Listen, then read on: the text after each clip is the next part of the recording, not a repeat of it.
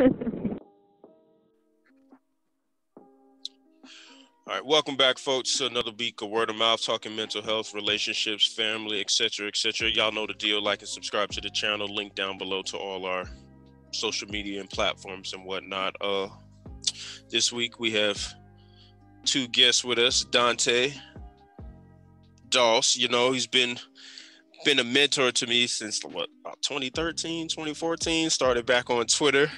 Him and Ross, man. You know. Ross, we know Ross very well. Like, still on that train. We'll leave that train alone. Steve coming back from deployment, military vet over here, like myself. Welcome back. Right. Glad you're safe. Appreciate it. So, well, since Steve and Dante are new, to introduce yourself to the group. You know, share the information you like. You know, this is going on YouTube, so no illegal stuff. Or I'm just gonna snitch you and rat you. I'm gonna rat you out for the reward money. Oh man. So you go. As long as you split it, bro. But I mean, Steve, I said Dante gave you the right to go first. Oh, that's how you feel. All right, you know what? That's right. That's right. All right. So of course, you know my name, Stephen Curry. You look me up. You can find me at DJ Phenom on Twitch. You know. And yeah, as he said before, I'm I guess a Air Force veteran, currently active still, you know, and graduated with a bachelor's degree in electrical engineering technology in South Carolina State University, of course, and yeah, like I said, mostly I work with gaming, music. I'm a percussionist, member of Mongo Brothers Incorporated, and also Phi Mu Alpha Fraternity Incorporated. So, I mean, like I said, you have any? Yeah, that's about it. That's how I think of right now. But yeah, go ahead. Move to the next. I feel like doing a job interview real quick. Right. Name's Dante Alexander Doss. I am a single father. Well, I'm not single anymore. I have a girlfriend, but been a single father for 12 years. I am a mentor, educate voluntarily. I have been in corporate America about 17 years. Basically, I'm a healthcare data analyst at this point. I am an upcoming author. I finished my first book on marriage and getting in the editing and publishing stages now. And starting a podcast. I used to have a podcast years ago with another friend of mine, but have decided to do that again to help men, help families. Just want to do a lot of things personally, leave a legacy, trying to help, especially men, fathers, men who have been incarcerated, who are being assimilated back to society and things like that. So got some things in the pipeline going on with that. What can I say? I'm an adventurer, thrill seeker. I love to skydive, race motorcycles, cars. I'm a car fanatic. Since I was two. So I think that's about it. I think that about wraps it up for the interview of me. All right, so that's everybody. Okay, D-Best has joined the group. We call him D-Best1 based on his South Carolina State email. His email was really D-Best1. But all right, let's get into it. This week we're discussing Jackie What about Chan. Nothing, bro. nothing, man. Oh, snap. Steve. Uh-oh. Yo, what's good, bro? Like, what? I gotta remember that you always come at 8:15 on the dot, so just keep that as a mental note. 8:15 is your time. You run on CPT time, but it's cool. You're engineering too, so I get it. But let's get into this topic of Jackie Chan. Not really a bad thing or necessarily a good thing, but this week we're discussing, I guess, family fortunes and leaving it to your kids, how you feel about it. So, from my understanding of the story, is Jackie Chan has a net worth of $400 million. Personally, I think he deserves a star on the Walk of Fame. When I went, I didn't see it. He might have one, but he definitely deserves one. But that's besides the point. A $400 million wealth that he's not leaving to his son, essentially because he just hasn't been productive to society. And he's not leaving anything, as far as I know.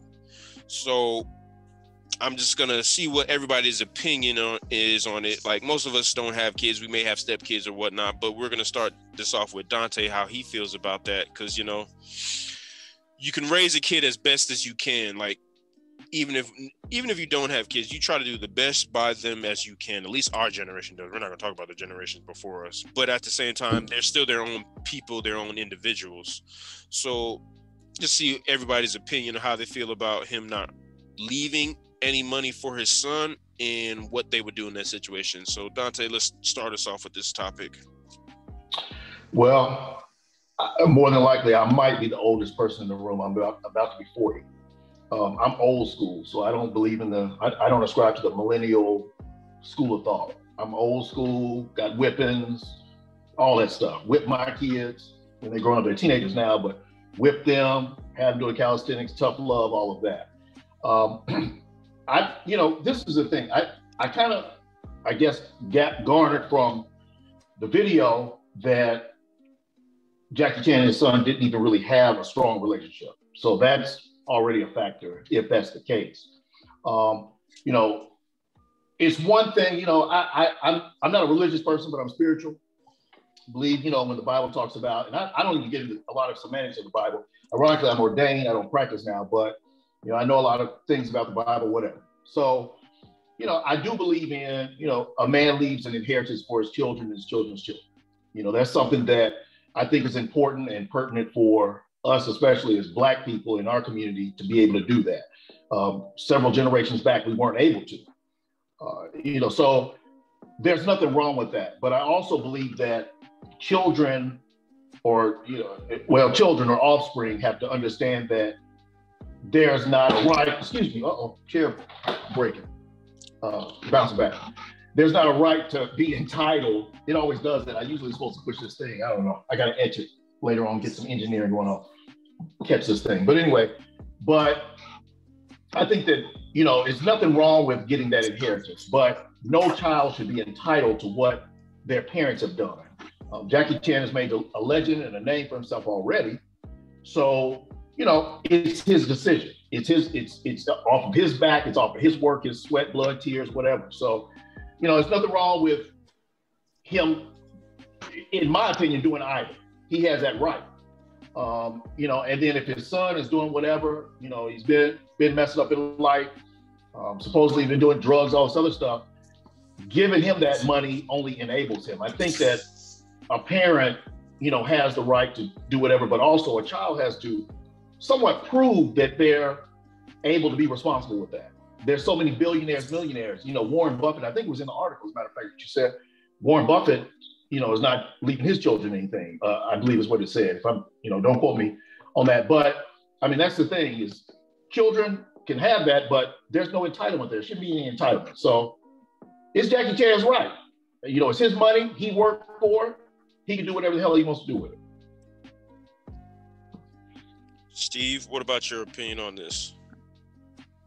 I mean, really, I feel the same way because the thing is, the man, of course, like I said, Jackie Chan's a legend. So with that being said, he's done the work and he's gotten to where he did with all the hard work.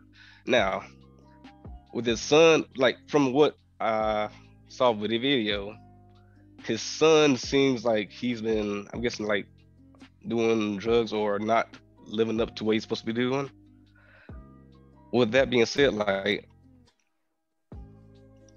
I don't think he should actually receive all that money, because if he gets that money, what's he gonna do with it?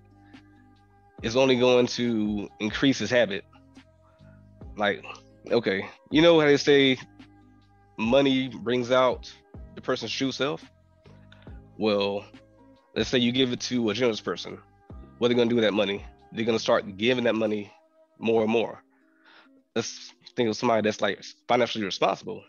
What they're gonna do with it? They're probably gonna reinvest that money and make more of it. Now, if you give it to somebody that's irresponsible, what they're gonna do with it? They're probably gonna irresponsibly handle it. They're gonna blow it on certain stuff that they don't need. They like, it can even potentially like ruin other people in a certain sense. So, with that being said, I don't believe that he should have that money. Jarvis, what about you? I kind of agree. Like you can't give him all that money, but I kind of disagree with not leaving him something. Like you want to leave your child something. Like yeah, you got your legacy and everything out there for you, but you want to leave your children something that they can actually, build off of and grow for themselves. What if he gets off the drugs one day and now he has nothing left, but his father's memory? He could turn it around once his father dies. Once he sees there's a dead end for everything that he's leading towards, then once, if he doesn't have anything left outside of his family and he doesn't have that family support anymore, he might turn back to drugs. But, you want to give him the chance to actually come back to the point where you want him to be. So you got to leave him something so he can do that.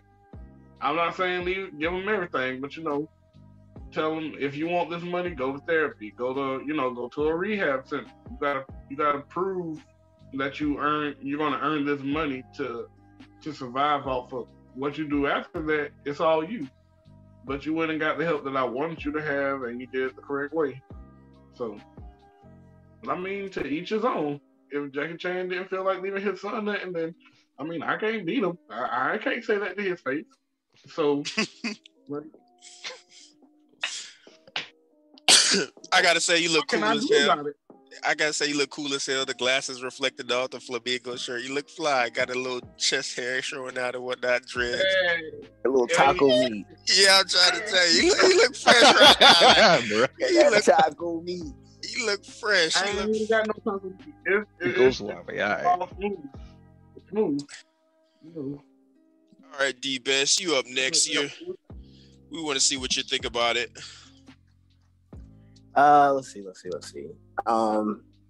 Whatever decision he made, it's his decision at the end of the day. It's his money. He do whatever he wants with it. But I guess the general thing about, rich people leaving their kids their inheritance or their money. Again, I think it's situational. A few, Bill Gates, Warren Buffett, Elton John, those guys, they're not giving their kids nothing, but it's like a fraction of their total worth or whatever. They want them to kind of like build something for themselves. But with Jackie Chan, nobody knows his kid better than him. Like somewhere in his mind, he's like, if I love my son, but my money could go somewhere better. Like it's too risky to give his fortune to someone that, like 9 times out of 10, just squanders their, what they have now. So what is he going to do with, what's he going to do with his fortune after something were to happen to Jackie Chan? If up to this moment he's done all this stuff, it'd be a miracle if he's shaped up, and try to do something better. I don't have a kid, so like, what this is just, what I see, and I'm not mad at him. It's like, hey, you do what you gotta do. It sucks, but it's your money at the end of the day. If you know your son, if you know your son has messed up 9 times out of 10 times, you gave him a chance or whatever, and you have to make the decision on, am I going to leave my inheritance to my son while he is your son? He's messing up this much and he's not showing any signs of turning around. You do what you got to do. It's not like his son is like a 13-year-old or whatever. He's like a kid. He has no idea. Hey, this kid's how old is this kid? Like, he's in his 20s, right?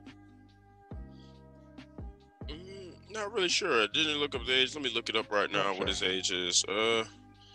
He's 38. He's actually pretty old. He's a grown man. Well, I mean, yeah, he's a grown man. This isn't like, this isn't somebody in their 20s where, they're not in their teens or heck, I'll even say their 20s where they have no idea. You know, they have no idea. It takes a rare individual in their 20s to actually make big moves. For the most part, a lot of these kids, you know, they're in their 20s, they have no idea. No, this kid's older than a lot of us. It's older, not this kid. This guy is older than a lot of it. He's a grown man. He has a daughter that's 21 as well. So yeah, so Jackie Chan, Jackie Chan, or the son. No, so like Jackie Chan has a daughter that's 21, but also part of the LGBT alphabet community. It's a lot easier just to say that. Well, I mean, again, his decision is his decision, you know, and based off of what we see with his son, it's like, could you really blame him? One's a daughter, but her, we're going to go to see what you think about this. Okay. So my thoughts is, one, at the end of the day, you can, whatever a person decides to do with their inheritance is ultimately up to them. However, for me personally, I have a different, you know, thought and view process on that. You know, I'm a firm believer in, you know, a lot of biblical teachings, and Proverbs 13:22 says it best, as I believe Dante mentioned earlier, which is a good man leaves an inheritance to his children, right? Now, what a lot of you mentioned is basically the potential risk that's involved with leaving it behind based off of his current behavior, being out on drugs and things. So for me, one, leaving cash behind, I'm not leaving cash behind to my kids.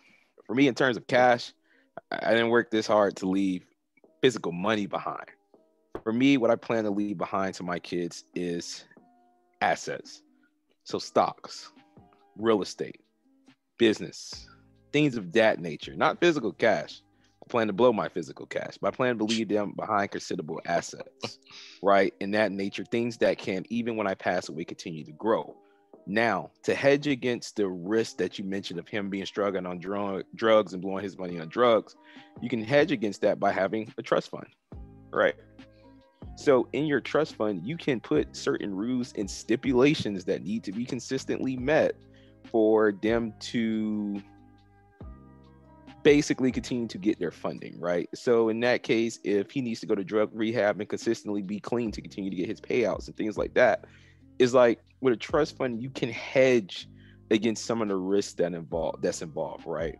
I think one of the examples I like to toss out a lot is, say for instance, you have a considerable amount of assets, right? And you pass away, but you have no vehicle left, and you leave that to your wife, right? Ideally, for me, I hope to live to my life expectancy age, which is about 80, which at that point to me means my children should be about in their 50s, nearing the end of their retirement and work cycle. So by then, if I help raise them and guide them right, they should have pretty much their own assets. And really what I'm leaving behind is more so for my grandchildren, and if I have great grandkids around. But back to my example before, where I was talking about, like, you leave behind your wife something, right? Say if she, in some cases, remarries after you pass away and something happens to her, that money that you left behind is now her new husband's, and it completely basically your kids can't get anything out of it. If that new husband wants to keep it and go, he can, if certain protections are in place. So for me, there's always a lot of risk when you pass away about what happens to your stuff and money. So to kind of want to hedge against all of this, like kids being drugged out of drugs or whatever happens after I pass away, I'm always an advocate of, if you put your stuff in a trust fund, outline the stipulations that's involved, how people get paid out, when is it paid out, things of that nature, and what you have to get met, you can kind of help hedge against some of the potential risks that's involved after you leave. Because at the end of the day, when you die, you have no more control over anything. But ultimately, Jackie Chan can do whatever he wants with my money. My opinion on it just kind of differs, and that's my way to hedge against those potential risks. All right, so that's everybody's opinion on it. I appreciate it. So I'm going to play devil's advocate to all of it. I'm not going to say how I feel one way or another. I'm just going to play devil's advocate because I was kind of doing some reading on it and quoted from Jackie Chan. He says, because I looked to see if there's no evidence of him doing drugs or anything like that. I don't see it. I mean, he was born in Los Angeles in 1982, his son. But his quote, he says he can make his own money. And if he can't, he's just wasting time. That's basically, I looked to see if there's any kind of drug use or anything like that. I didn't see anything based upon that. We don't know. He's a singer in Taiwan, so we can't say one way or another. But I'm going to piggyback off what Herb said on the trust fund thing.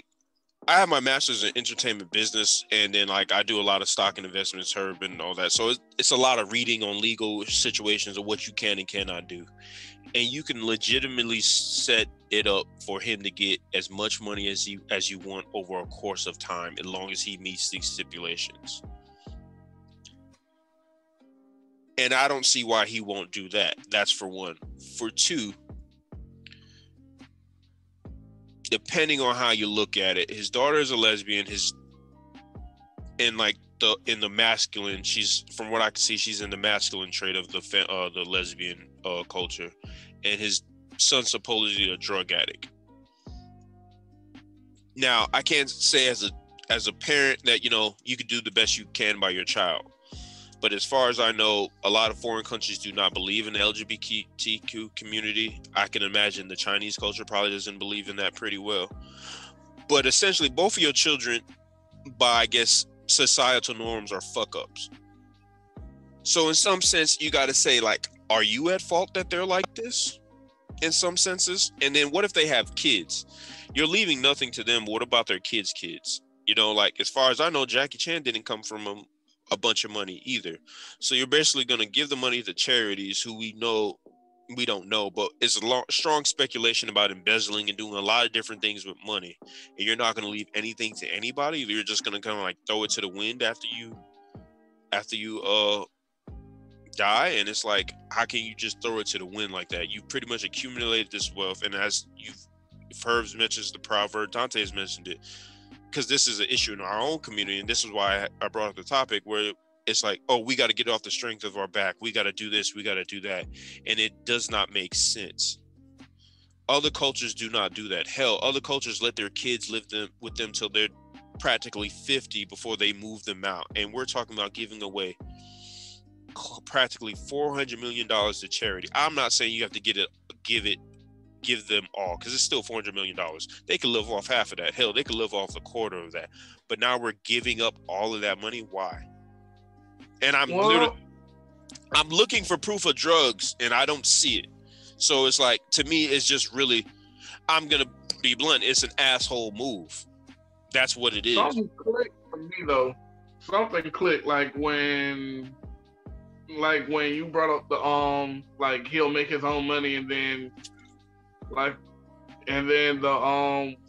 Herb and Dante were talking about the religious terms. What religion is Jackie Chan? Because if he's a Buddhist, then one of their principles is to give up like their material, physical, and worldly possessions at a certain point in their journey. So that could be a part of it. Like if he's a devout Buddhist, that could be one of his things. Like he'll make his own money. That'll be one of the things that he has to reckon with in his lifetime, And so he gives it away to because at the end of their path, there's a wheel of reincarnation. So he's trying to be higher up in that wheel. So by giving away more of his monetary, physical, and worldly possessions, he can do that. So, he might just be looking out for himself in the long run based on his religion. We never know. I'm looking it up now. It says he is a Buddhist, in fact. So that's probably the main reason why he's doing it the way he's doing it. So that's their religion. But it's really just a safe way into, like, the whole conversation of Jackie Chan is really just a safe way into our community.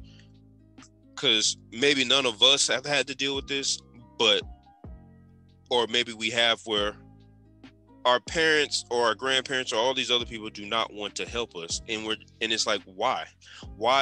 Why is it that they live in a space or an era where like they can start over every generation and mass wealth fairly easily? Hell, like even earlier this year, they got a whole bill passed for Chinese Americans that was like $50 million or something like that to stop terrorism or abuse towards them. We can't afford that type of segue where we have to keep restarting every generation because we want to hold on to thing and blow everything off. We can't afford it, regardless if we have a drug addict kid or not. So my thing is, that's why I don't understand it. Like, I understand it now because that's his religion, but just a religion aside, I don't understand why somebody would do this, and I need somebody to explain this because most of you seem to understand it. Drugs or not, I don't get it. Like, I guess because I've learned that you could do so much with in the legal system when it comes to trust and investments, that there's so many different ways to like even your kids don't have to get the money. The kids could get the money. So why would you just give it away? Because I'm just going to say, like, I don't understand it. I'm not going to say I agree one way or another. I get it in a sense, but I don't. So somebody please explain to me the other side of it. So kind of touch on what you just said, Denzel, is it's the lack of knowledge, right? The reason being is, right, me and you may know about, okay, we can put things in trust. There's ways to, set up how you want your things outside of a will to be split and dispersed after you pass away. But honestly, most of our people lack basic financial literacy. So you're talking about a concept now that's so advanced that to them it's rocket science, right? So think about the article I sent you guys earlier this week, right? We have a major crisis that's coming up in terms of retirement, right? Most people have not saved up adequately for retirement because life expectancy has increased by so much. Most people are having to work past 65 into their 70s because they just have not saved up, right? I can't remember exactly, but I think the median account balance for one of the major brokerage firms for someone in their 50s was like 180,000, which is not enough to carry you through retirement, right? I think the basic equation is your annual expenses times 25, and that's not even accounting for inflation. So we don't have that basic financial literacy to even think about advanced concepts like this. I mean, I have just been fortunate because, like I say, I grew up around these things. I learned it on my own. Like, I'm not gonna like Fahim's not here, but I learned, like, even starting this brand, that's what I learned. It was like, I know I need money. Like, you need money to make money. It's just what it is. So it was like learning investments and all that stuff too. And I get your point that there's an ignorance to it, but we can all sit here and say and be honest that we've had a family member, we know somebody say they could just do it on their own, regardless if they have money to learn or not. They could say, like, you can push aside the investments or whatnot. They can have a great kid and say, oh, they can just get it on their own. They got to get it out the mud like me. There's no reason for that. You can't say you learned that from white people. You can't say you learned that from our grandparents, because grandparents left shit. Listen, you said it like you just said it right there. Because I got it out the mud, you got to get it out the mud too. And because, again, this goes back to a bigger community issue of it's a certain mentality that's been ingrained. It's like people make it seem as if you get it out the mud, you're no different than somebody who got it handed to you. My philosophy is I prefer to hand it to you and teach you, okay, I had to get it out the mud, but I figured out the process. Let me give you what I got and show you how you can now double and triple what I did. But that's still getting it out. That might not be. But go ahead, Dante. Well, I was going to say, even on top of that, it's a generational thing, at least in my mind. I've thought about this for quite a while. I feel like it's generational. You know, my parents are in their 70s, right at the 70s, just turned 70, right? They were born in the 50s. When you look, matter of fact, I'll go back further. I've done my genealogy. I'm working on it. I've gotten back to 1800. What is my grandmother's? What is that? My family genealogy. So I've got back Okay. through our family tree. I've used Ancestry.com and some other resources to do that, and got back to my ancestors from 1800. So I had a great grandfather who I found out had land, owned servants, or not owned servants, but hired servants, and all of that. And I'm like, for real. And actually going through that now, the pandemic kind of stopped that, but I'm going to Huntsville, Alabama eventually and look up these records. I found some legal documents. So that was interesting to me. When I looked in the legal documents, there was a young man who, at least from the census records that I found, lived in their neighborhood with his family, and he helped him. My ancestor hired him. When my ancestor died, his wife, who was my great grandmother, still had the land, all of that. Well, the guy's family, he died, and somehow they, I guess you want to say legally, took that land. That's a different. But what I'm saying is it's all about, when I say generational, it's a thing, like you said, about getting it out of the mud. Well, these people, they had some things, and because they got out of the mud, it's almost a selfish thing. Well, I've got this, right? I don't want to pass this because they're not used to having anything. So I kind of, let me say it this way. I equate it to the civil rights movement, or even corporate America, anything. Even politicians. We got politicians in there who are 70, 80 years old. Things have changed. Stuff has advanced, right? You talk about inflation, you talk about technology, all of this. But these people don't want to let go of whatever. Even the boomers. We always talk about how the boomers aren't retired. Of course, because they can't, but a lot of them can, they just won't. One of the biggest examples I use is Senator Robert Byrd, who was 93 years old before he died, still on the floor of the Senate, filibustering, falling asleep. Why are you 93 making important decisions that are way past, your prime? So I think for me, I guess just to say that it's a generational thing where these people have done whatever, but they don't want to let go of whatever. They're not used to having anything. It's kind of like my mother. I'm like, why do you have all these cans of food? Just filled up to the brim. And I'm just like, and in my mind, I've kind of been like, okay, maybe it's because when they grew up in the 50s, they didn't think they had anything. So now I've got to hold on to all this stuff, all this extra stuff that they've got. All my aunts, uncles, my parents, they've accumulated so much stuff. I mean, they make hoarders look horrible.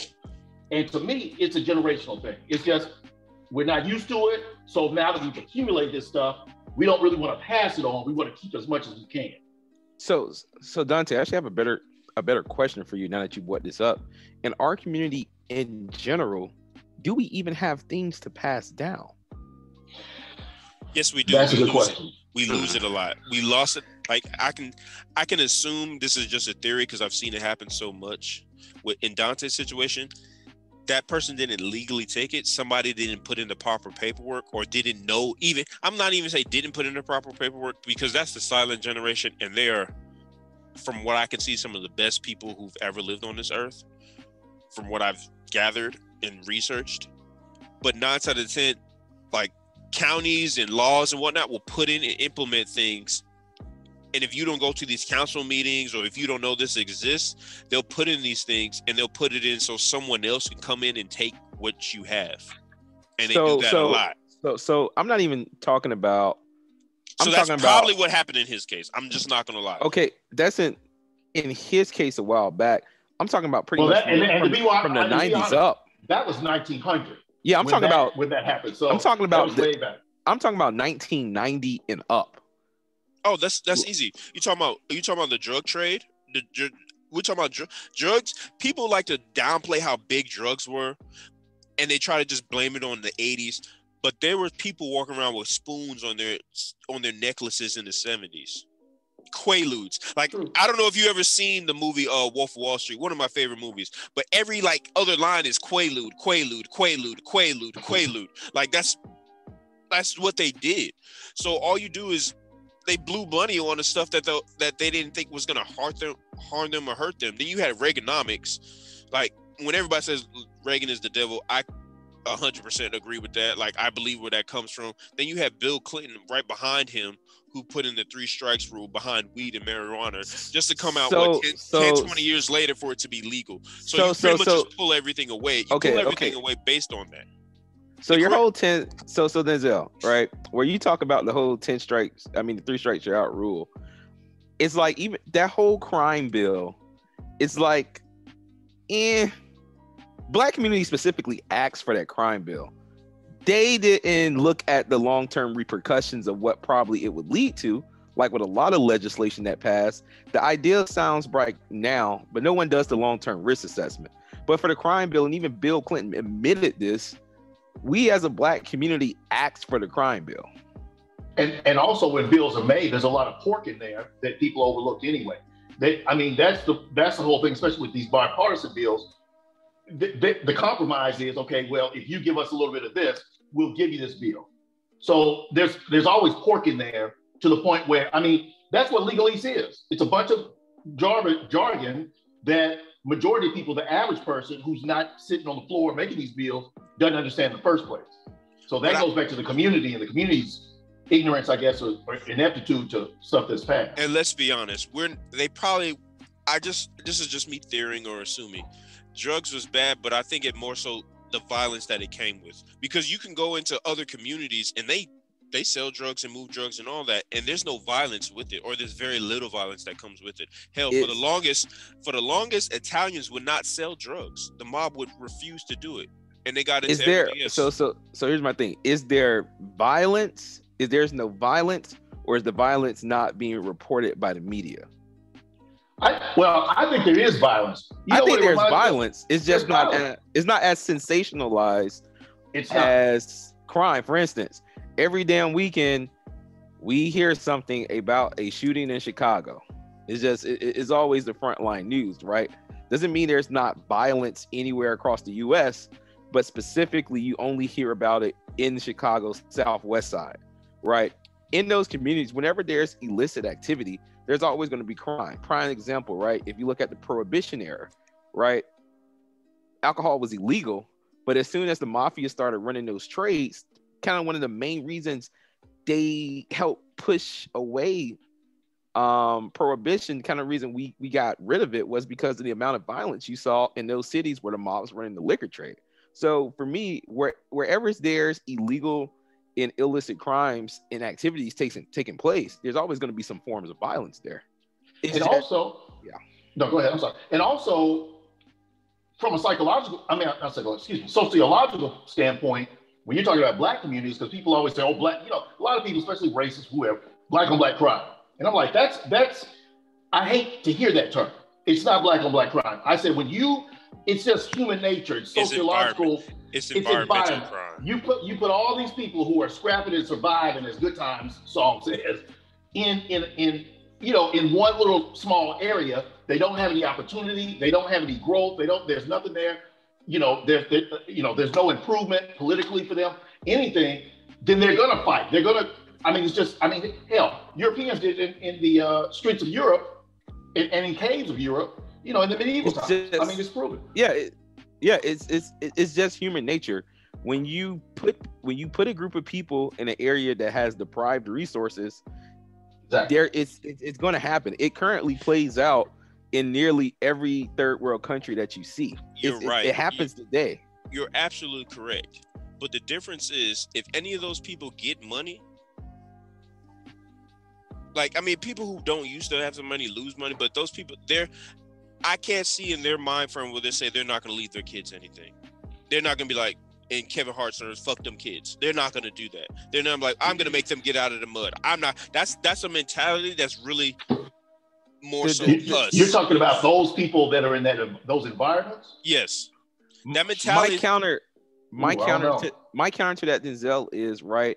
We see a lot of times people who typically come from those environments, they get the money, but they don't know how to maintain it over a long term. That's true. That is very true. But anytime I've seen people who get those type of money, or or have that type of money, they're always talking about what the immediate thing they're talking about do is how they can help their family. They may not hold on to the money long, but even we can see it with football players or other athletes, or they always talk about all these things they can do with their family. I'm talking about the generation of Jackie Chan's generation. That's pretty much the boomer generation, where they're like, fuck them kids. I mean, for me, I'm a big data-driven person. I don't like really to make assumptions. So for me, I would have to see the data behind it. The thing about it is, most of that baby boomer generation has not died yet. They're just now reaching their retirement age. So for me, it's kind of like I would have to wait and see as that generation starts to phase out what's happening. But the issue you're seeing with the baby generation is that a lot of them just don't have the assets to leave behind. It's like a lot of them don't have the assets in place to basically carry them through. I don't think it's more about F these kids. I think it's more about how the hell am I personally going to survive going through? Because as they say, you always talked about the three-legged stool, right? You had your pension, you had your savings, and you had, what was the other one? 401k, right? Pensions are pretty much dead. I think only 10% of jobs in this country, 10 maybe less even now, pretty much have pensions. So a lot of those baby boomers, it's like they're relying on their investment portfolios. And when you look at those investment portfolios, they're just not there anymore. So for me, Jackie Chan's a rare case because, like I say, with a lot of those big time millionaires, you typically see them do that. But in majority of those cases, they've been able to raise their kids to basically, they have their own money, right? They're not leaving their kids maybe behind money, but their kids eventually end up taking over their business. They end up doing things like that. So again, to me, it's not about leaving behind physical money. It's like, what are the assets I'm leaving behind for that kid? Because again, it doesn't have to be cash. Most rich people aren't stuck and tied up in cash. Their money is tied up into assets, which leads to the whole thing about how do you tax them? And you really can't, because they're all tied up in assets. That's how your net worth is evaluated. So for me, it's more about, I'm not leaving behind cash, but what assets are we leaving behind? And I think when you bring that type of conversation back to the Black community, it starts to become, what assets do we as a community have as a whole that we are really able to leave behind? Minus all the stuff that happened before with laws and things like that, for this baby boomer generation that's coming up, what are we able to leave behind? And again, if you look at the hard data right now, most baby boomers, they don't even know how they're going to make it through retirement for the next 20 years after 65 and to death. Most of them aren't able to. Now, I think a lot of people have that mindset of, I'm going to leave something behind, but a lot of them don't. And also, another thing I like to point out, in the cases where you have people who leave stuff behind, prime example, houses, people who leave houses behind, the people who end up taking over houses 10 times out of 10 don't know what to do with that house that's fully paid out. The prime example you like to see, which I can only speak from this example in like the area my great grandma grew up in Liberty City down in Miami. But what a lot of people on her block did is when their parents died, they left them behind houses, and they went and they cash out refis on houses that were fully paid off. And because of that, they got new debt, new loan. It's like, oh, I put up $200,000. Great. You now have a $200,000 basically new mortgage that you have to pay at an interest rate, and they could not afford to pay it. So a house that's not even probably worth that anyway. No, they pulled out a loan, right? So like one thing my great grandma did is that when she passed away, she had her will written out, and she basically had the lawyer write it out in a way where it's like her houses can never be sold. Anybody that has her blood is automatically passed down to them. Your name gets added on at birth. And it's set up in a way to where you basically have to get 20 people to sign off to sell that house, which is not going to happen. If one person disagrees, the deal's automatically off.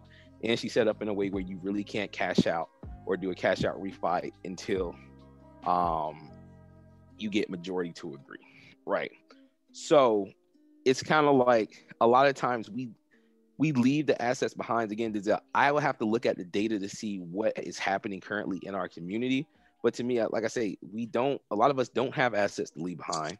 And typically when we do have assets, you leave them behind, and a lot of people are uneducated, which is where that financial literacy plays back in. And it's like, I can leave you behind $1 million. If you don't know what to do with it, it's gonna be gone. Excuse me. Yeah, I can agree to that, because even now, like where I'm at in Texas, there's a piece of land that I think is worth $1 million, and I want it, and it has a bunch of house on it. It's farmland, but hell, I'm not no damn farmhand. Yeah, I've been in the military 10 years. I've done warehouse work. I've laid pipe, no jokes, in like factories. I've done the whole nine, but I don't want to be a farmer in my 50s, 60s. I don't want to be a farmhand. I don't want to own a bunch of cattle and all that stuff. Well, it's not that I don't want to own it. I don't want to have to do the work for it. I know I don't. Let me finish. Let me finish. And it's also in an area that's not going to really grow. And I think just that's part of the issue too. A lot of times we had houses and things in areas where people just don't want to live anymore. Like, these are retirement places, but like you've said before, just to piggyback off of it, people aren't thinking in future. Like right now, I don't really like. I'm from New York. I'm from the city, and if you asked me at 21, I thought I would always want to live there. Just where else am I going to live? I don't want to live in the South. It's too hot. It's too many bugs. It's too many of this, too many of that. But now at 30, I'm like, you know what? Tallahassee is not that bad of a place. Or like, even been to Phoenix, Arizona. It's very quiet, very quaint. Like, it's not a lot of traffic. It's not that bad of a place. So it's kind of like, I think assets and things are being left behind, but people aren't caring. And I'm saying that because, just from example, like Dante, my grandmother or great grandmother, somebody, I don't even know at this point, had 150 acres worth of orange acres, 150, as far as what has been told to me. I can't confirm or deny, this is what's been told to me. And the conversation that was had was like, my grandmother didn't want to be bothered and go and fight for it because it was ours. But at the same time, it's like, and I'm thinking like, man, you could have sold this off, you could have did this, you could have did that. But now at 30, it's like, who was going to take care of that land? Who is going to hire these people to take care of land? What happens with this? Whatever happens with that? Who is going to possess the knowledge to move through and do all that other stuff? So right. That's why I say, maybe you don't want to leave that, but if she would have sold it, that's something you could leave, where you could set it up in a trust fund where this person gets this much, or that person gets this much, that person gets this much, or there's other ways to set up where, like we said, where it can be done and everybody can still reaps the fruits of the labor behind that. And that's my problem. Like, yeah, we don't have assets, but is it that we don't have assets, or we not knowing what to do with the assets that we have? I think it's a twofold thing, right? One, we don't have the knowledge to gain the assets, and two, we don't have the knowledge once we get the assets to maintain it, right? In a situation like you just mentioned, for instance, the first one you mentioned where, there was $1 million land, right? If I could see a long-term business opportunity, I could just lease that land off to farmers, and I don't have to deal with it. But you know that, and I know that. But that's what I'm saying, right? It's a lack of knowledge beforehand on how to gain and afterwards. And basically, until you can bridge that knowledge gap, you're going to continue to have these problems, right? But my thing is where did the knowledge gap come from? Because I can almost guarantee that her mother knew that could be done. Her mother's mother knew that could be done. Like, if you don't want to do it, you can pay somebody else to do it. You still make money off of it. That's where I don't understand where this knowledge gap came from. Because if you look at the silent generation, you had Tulsa, people always talk about the Black Wall Street in Oklahoma, but there were so many across the countries that were destroyed. Hell, there was one in Central Park that was destroyed, and Central Park was put in its place. So it's like, where did this lack of, I just don't understand where the lack of knowledge came from, because people like the silent generation had it, and they talk. We know they talk. The ones that are still alive, they're going to talk, and they're going to tell you from the beginning of their life, if they can remember, to the end of their life. So to me, I don't really think it's a lack of knowledge. I think it's really just selfishness and laziness, to be honest. I think it's both. Yeah. When you talk about these current generations, it's both. I mean, because when you talk about Tulsa, Philadelphia, Central Park, all of those places, right? First of all, you're talking about a limit of resources in that era, right? All those people were communal. They had to depend on community. When we got some civil rights, we got some freedoms, we were able to disperse into other areas doing things. So individuals start, giving all their own, start getting or garnering their own or acquiring their own stuff. So to me, now is an evolution of that. I mean, they started doing that in the 50s, 60s, 70s, but you see now, all these people who are millionaires, rappers, entertainers, and a lot of them do stuff, but there's, I think, a majority of them who don't. They don't care about that. They just want to keep getting wealth. They just want to keep rapping about, what they got, Lambos and such. So to me, it's just an evolution of that when we started being able to do our own thing or started to, branch out into different industries and such. Yes. So Dante, you actually just touched on a very key point that I was actually going to bring up, right? It seemed this knowledge gap has happened basically from the end of the civil rights movement until I'll probably say early to mid 90s, maybe early 2000s, right? And like you say, right, I think one of the negative side effects that you saw with integrations is essentially the business owners of that time and the people who potentially had that knowledge, they were able to leave that area and now go into different, parts of the country, versus it was a time where no matter if you were rich, no matter if you were poor, all blacks lived in one area. You was rich, you was a doctor, everyone stayed in the same area. So I think one of the negative side effects of integration that you saw is basically the token blacks got picked out the area, which was typically your knowledge and resource. And once you basically remove that education, I think that's where you start to see the long-term lapse. That's probably what it is. Yeah, I could definitely see that because I've met pretty much everybody's parents here except for Herb and Dante. Like, Steve's dad has wealth of knowledge. Jarvis' dad is a wealth of knowledge. Derek, your dad's a wealth of knowledge. Hell, your dad's really like, I didn't like guns. Like, I just didn't care for them. Like, I didn't see the need for them. But talking to him, he's like, you know what? I'm probably gonna need something to hold me over. Like, just because you just do. Like, it's just the time.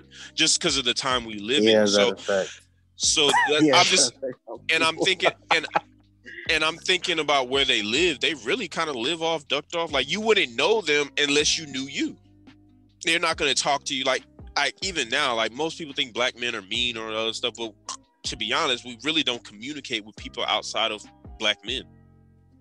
Like even after a certain point, we really don't even communicate with black women. It is not a hatred of them. We just become really introverted and just deal with just black men. Like, I see myself doing it now. Like, I don't really, it's not that I hate anybody or I don't want to talk to anybody. It's just I don't have anything to say. Like, after a certain point, I don't feel like I have nothing in common with a lot of people aside from other black men. So I think just the segue into it, I think that's really what it is. It's just what Herb said. It was just taking out the token black people, and then these token black people just kind of staying within their own bubble, kind of shutting the fuck up and staying out the way, because we see what happens when you don't. There's just a lack of community now more than ever, I think. I mean, even because I think you said I'm the only guy on here who has children. And like I said before, or in the beginning, I'm old school. I believe in a village raising the children. When I stayed at my grandmother's house, or when, it was about 10 boys, I think, of us, 10 black boys in our neighborhood, in my subdivision. And we all were close.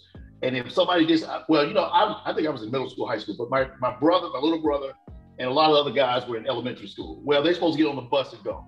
Well, instead of getting on the bus and going, they went through the woods and walked to school themselves, past the farm, all this other stuff over the mountain. They're not supposed to be doing all that. And the lady across the street, she died a couple months ago, but Miss Patsy was the watchdog. And she called everybody's parents and said, hey, they whatever. And of course, my brother got in trouble. That lack of community is gone. You can't tell nobody's child at church. I tell them, if my child, you see my son, my daughter doing something, oh, absolutely. And honestly, I do the same thing. Now, I teach pre-K at children's church. I volunteer. And if I see some children doing something, even around church, I'm like, hey, and they respect me. Hey, Mr. Dante, I'm sorry. But that's gone. You can't do that now. You get cussed out. Hell, look at school. You can't, kids doing everything in school. I saw a little girl, 5 years old. She's in the class and she's knocking down everything. Throwing, I seen that video. Cornerbacking books across the room. And all the rest of the kids are standing in the corner and the teacher standing there. And matter of fact, it was on Twitter years ago. I remember that. I remember that. She was hollering and screaming. Because I had asked, I said, they can't. Oh no, you have to wait till some professional Yes, they do. I'm like, what the hell? Really? Back in the day, you have to be certified in a particular hold to put your hands on children. I forgot, Jarvis, you a teacher, so you can speak on this. Like, really, what goes into that? Like, it's a lot of moving parts, because it's one thing, like, you got a lot of people who are out here blaming their experience on school on the teachers they had. You got a lot of people who actually had bad teachers who were forced to have bad school experiences. You have bad schools in general where they're underfunded, overcrowded, and a lot of people are just overworked. So it's a lot of moving parts, and it doesn't help when you have children who are just going to be behavioral issues. We all know children are just going to child. Like, you can tell a child whatever you want to tell them, but if that child wants to go and misbehave that day, there's nothing that's going to stop that child from misbehaving. Like, you can whoop them and they're going to stop crying and go back to misbehaving as to if they want to go back to misbehaving. So if you tell a parent, like, hey, your child's misbehaving, and they're like, no, they don't do that. That's not how they behave. You already lost like half the fight for the year, because that parent's definitely not going to support you in the discipline that the child needs, much less to say the kind of educational support that the child needs, because if that child is a discipline issue, they're more than likely going to be behind educationally. They're not going to be on the same reading level as everybody else in the class. They're going to get annoyed with the smart kids. They're going to get, on the other kids' nerves because they're a distraction. So it's a losing battle, because you have so many things working against you in the classroom, and then you have actual people who have done actual harm to children, who have basically made it so that teachers have their hand tied, like how that kid who was just like yeeting books across the classroom. It ain't nothing to go and take a 5-year-old's hands with one hand and be like, stop that. Pick them up by both of their hands and just take them to a timeout corner. But you can't do that because, somebody will just yank them up and start swinging because they're crazy. You also have to invest in like the education system. Like y'all were saying, like I was thinking about it from an educational standpoint. Those specialized people in the Black community were artisans, and those artisans were specialized schools in themselves. They were trade schools. Those people didn't have, since we were segregated, those people didn't have school. You had to build a school, you had to finance your own school, you had to have the teachers to come into that school. And who better to teach the people than the people who already knew what to do? Like slaves built trades on the backs of what they went through. Barrel makers learned how to make barrels from being slaves, and they had to craft barrels to go on ships and stuff like that. Weavers, that's where the last name comes from, for the fact that they could weave intricate patterns from pine straw, different forms of hay, and all of that. And so when those people were free, they taught schools because those were skills that were in demand at the time. Think about how many basket chairs there are in the Deep South. Like those wicker chairs. Think of a wicker chair is a Southern classic, a Southern staple. Somebody had to make those by hand. And now it's a fine art. They were Black people. It's a fine art now. You can make a lot of money doing it. Exactly.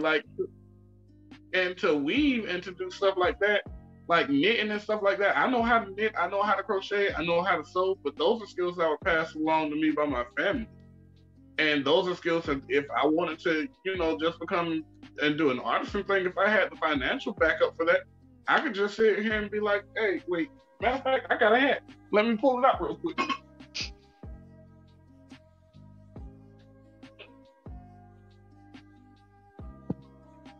Whole ass hat.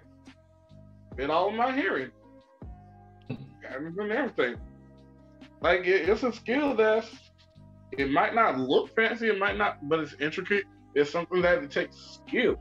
And when you have a skill-based talent or a skill-based trade, and you take those and you move them someplace else, then those schools are gone, that money is going out to the community, and then you just have poor people struggling to survive with no education.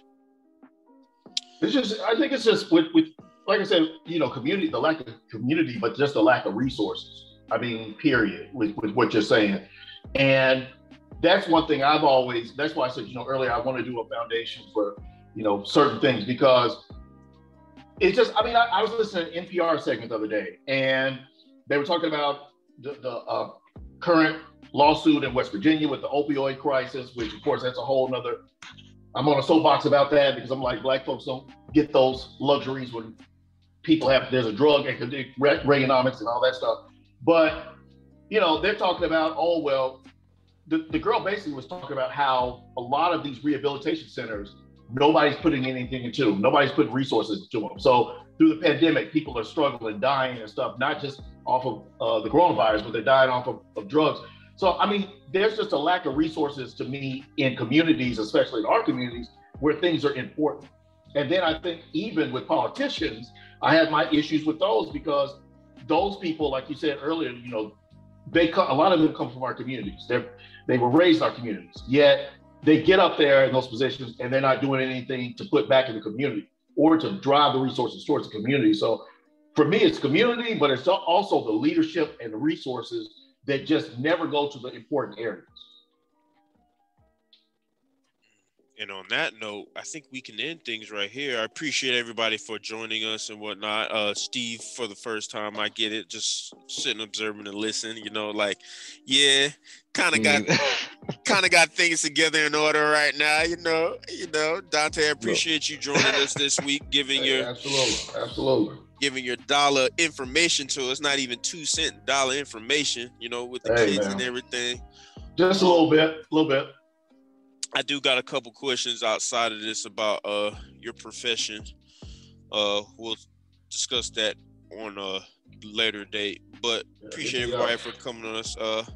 And this is Word of Mouth. Peace. Thank you for your support. We appreciate you. We appreciate you tuning in weekly for our daily updates, talking relationship goals, etc., etc. Y'all know the deal. Continue to look in and subscribe. Make sure to tell us what you want to see in the next videos or things we should talk about. But now available on our website, Top Dog Get Fought For t-shirts. Just click on the Word of Mouth link in our description. Click on Shop, scroll down to Apparel, then click on Learn More. This is where you can find all our Word of Mouth gear. And this is Word of Mouth. Peace.